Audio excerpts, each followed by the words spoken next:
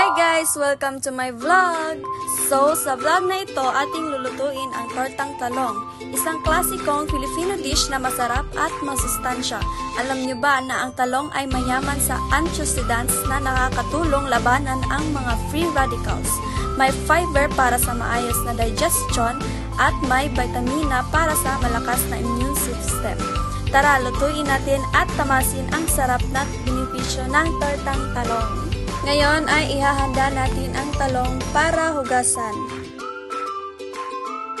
Pagkatapos natin itong hugasan, agad-agad nating ihanda ang ating gagamitin upang ito'y matusta at maluto. Habang hinihintay natin itong maluto, ay agad-agad nating ihanda ang itlog. At ilagay natin ito sa malinis na lalagyan.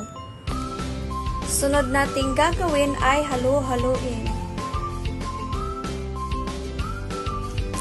Pagkatapos ay agad-agad natin itong lagyan ng asin. Nakadepende na lang sa inyo kung gaano kaalat yung gusto nyo.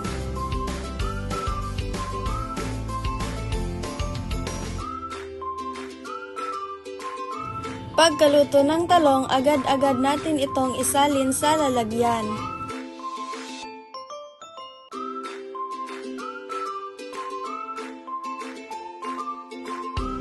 Pagkatapos ay atin itong babalatan.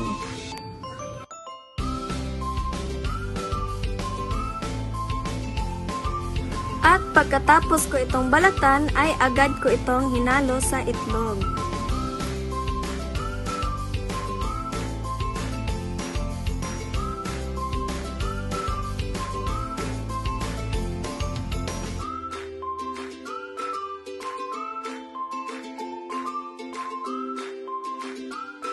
At ang sunod kong ginawa ay agad kong pinainit ang kawali at hinanda ko kaagad yung oil na gagamitin.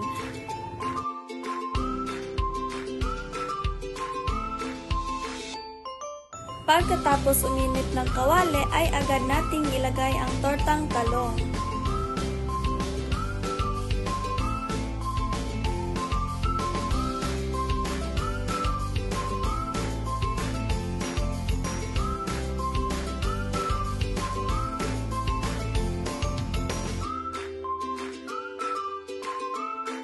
Pagkatapos maluto ay agad natin itong isalin sa malinis na lalagyan.